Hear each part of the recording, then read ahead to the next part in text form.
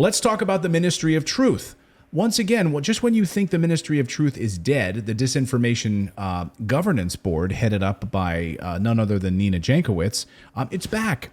It's back. We talked about, of course, that Michael Chertoff, who is arguably worse than Nina Jankowicz by a long shot, former head of the Department of Homeland Security, who is a warmonger and who condones torture. I always get it wrong. Condone means you like it, right? Yes. Yeah. So he likes it. He likes that. So he absolutely condones it. Condone means you like. I always get it mixed up. Like it should be like, it's one of those like things. Condemn and condone. Yeah. In your word. Does anyone else have that same problem? Like I feel like I get it. I almost say it and I'm like, oh, did I say it backwards? But yes, he likes torture.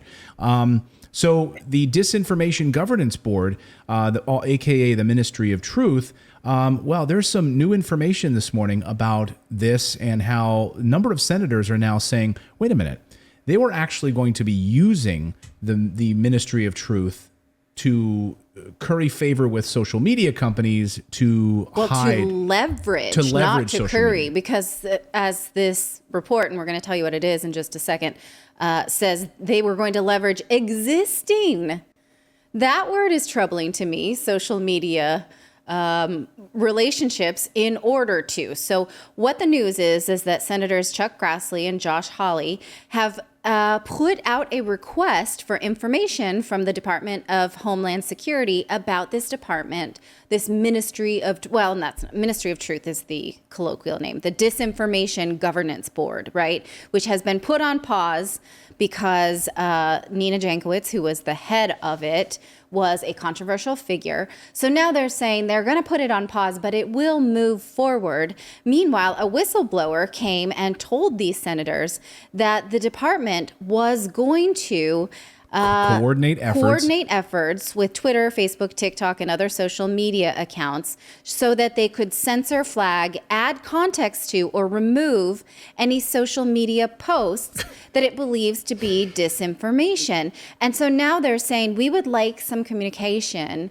between the Department of Homeland Security and these social media companies to show us what has been going on that made you think you could do this? What was the plan? Will it be done, right? Obviously, this brings up a lot of questions because the government having access to what can be said on social media is something none of us should want, no matter what we want discussed or not discussed, right? That's right. We're joined on the show by Tara Reade, who is an author of the book Left Out, When the Truth Doesn't Fit In. So she knows a thing or two about truth. Tara, the Ministry of Truth, we were talking about it in a previous segment. So it seems absolutely incredibly broad that they're going to coordinate efforts to leverage ties with social media platforms to enable the removal of user content and things that they don't agree with. They're going to basically either get to edit or selectively edit or remove. This sounds like America, doesn't it? Yeah, I mean, the America of censorship, right? I mean, this is amazing. Well, Nina Jankowicz, first of all, she was a failed Broadway musical wannabe, I guess. And so then she ended up in this gig. But it's being driven by this want to censor everyone so that we can't even have a discussion, be it about whatever. And I think we saw that with some of the heated discussions with regarding Ukraine or COVID or some of the other words. There's like words in the algorithm that'll get you censored or deplatformed or demonetized. But I was going to remind you all, do you remember TikTok? Remember when the TikTok influencers visited the White House because they were trying to shape the messaging around Ukraine? Those are the relationships they're talking about. They're talking about that. It is really what they're trying to do is just siphon and control the information so that all the talking points that the State Department wants out there are lined up. They're doing it through media like NBC, who has former security or current people sitting on the boards of weapons manufacturers, and they're trying to give their opinions about whether to go to war or not. Of course they want to go to war. They get a ton of money. They're going to control the message. They're going to silence people, and they're going to siphon it. And they're just I think they're trying to wiggle their way around it. They're trying to find it because they put it out there. It got a big people push back on it. And so they're trying something different. Right. I want to read from, you're right about that. And I totally forgot about the TikTok influencers they brought to the White House. And suddenly you saw all those, the videos popping up all over TikTok. Here's Chuck Grassley's website. Here's their release. Grassley Hawley pressed DHS on disinformation board. The Department of Homeland Security's Disinformation Governance Board would have served as a central clearinghouse to respond to matters the government unilaterally determines to be dis, or malinformation. These are all of your favorite words, by the way. Yes. Dis, or malinformation. Mal is the new one. Mal is the new one. And plan to coordinate efforts to leverage ties with social media platforms to enable the removal of user content. So they're basically asking, we want more information about this. And they're going to continue on with this. The big fear, of course, was that now that Nina Jankowicz was gone, that now all of the buzz around her singing and dancing would be the main thing people were focused on. And now that there's not singing and dancing, no one's going to focus on the fact that Michael Chertoff, who is way worse, is now in charge of this. And while they might be pausing it, does anyone really believe they're pausing it? Well, the whistleblower gave them notes from a meeting that was supposed to happen between DHS and Twitter on April 28th of this year. And in the meeting, it says that the goal of the meeting was an opportunity to discuss operationalizing public-private partnerships between Department of Homeland Security and Twitter, as well as to inform Twitter executives about this misinformation campaign, including the creation of the governance board. And so they were going to tell Twitter, this is what it is, and this is how we can partner, right? So Nina Jankowicz herself there was an old video of her saying she did not think the government should be involved in content moderation at all. But this was, and it's unclear if the meeting ever took place, but it does accuse the department of operationalizing its relationships with private social media companies, not just the influencers, but the companies themselves, to implement policy goals. Well, I think, Tara, this to me just underlines the fact that Washington, the real power in Washington is not even in Washington, it's in Silicon Valley.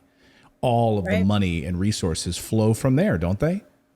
Yeah, I mean, big tech has a stranglehold. And, now you have Elon Musk, who wants to purchase Twitter for $44 billion.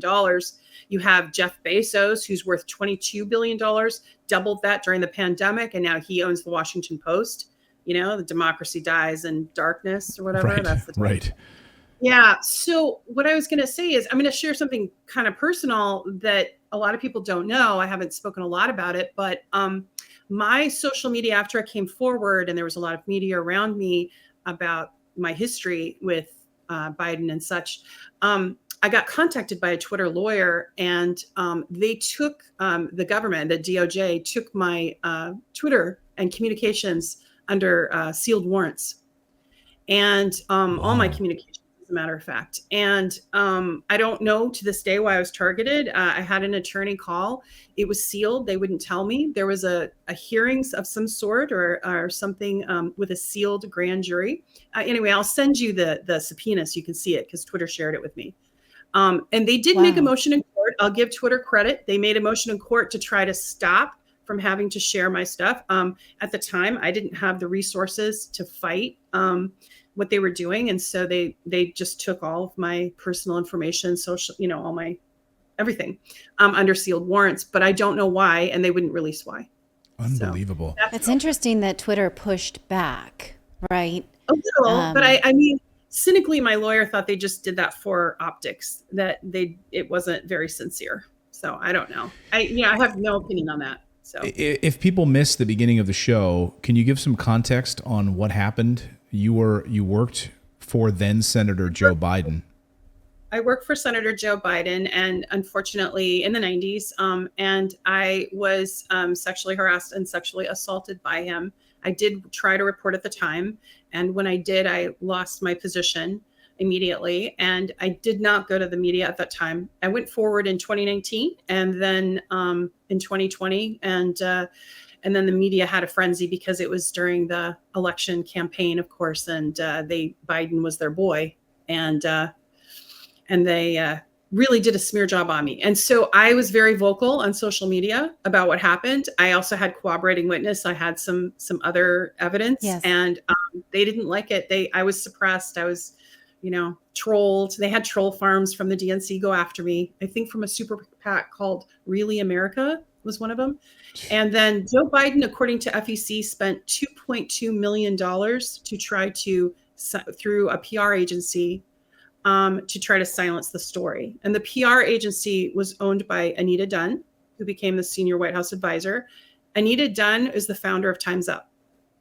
So wow, it was, it was really stacked. so these are the same guys. So these are the same guys, Tara, that are going to be in charge of the Disinformation Governance Board. I mean, and Time's Up is the Me Too movement, right? It's the wear black at the Oscars and believe women.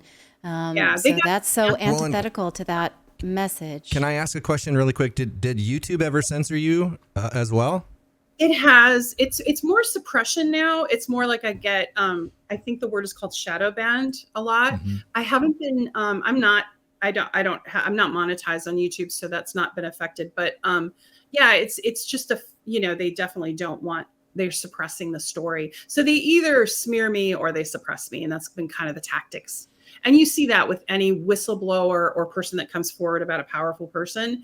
The playbook's pretty much the same. They did it with the Weinstein survivors, particularly Rose McGowan, really got raked through the coals. And she was a very, pivotal supporter of mine. And I really admire Rose. She's really called out the U.S. She calls the Democrats and Republicans a cult. So, and she's right. She's right about that. She wrote the foreword to your book also. Can we put up Tara's book here on the screen? Here it is, Left Out When the Truth Doesn't Fit In. Tara, so I didn't mean to go down sort of the garden path of somewhere else, but I wanted to just kind of, I'm just a regular person, and there was really a target on my back for a while. There still kind of is.